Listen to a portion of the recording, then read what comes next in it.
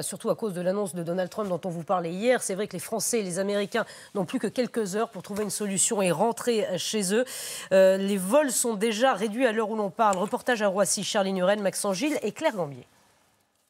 Des files d'attente et des voyageurs venus précipitamment. Après l'annonce de Donald Trump et la suspension des vols vers les États-Unis depuis l'Europe à partir de ce soir, les résidents américains tentent de trouver un vol par peur de rester coincés en France.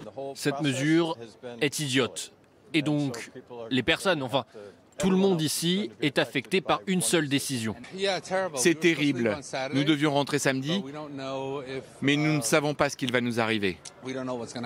Désarroi du côté des vacanciers qui avaient justement prévu de partir pour New York. La plupart annulent leur vol. Après les bagages enregistrés, on nous a annoncé que le vol pouvait bien partir, mais on n'allait pas revenir. D'autres maintiennent et tentent de trouver des solutions. On essaie de voir si on va pouvoir rentrer par Londres, en fait, puisque a priori, seul Londres est autorisé à envoyer des avions aux États-Unis.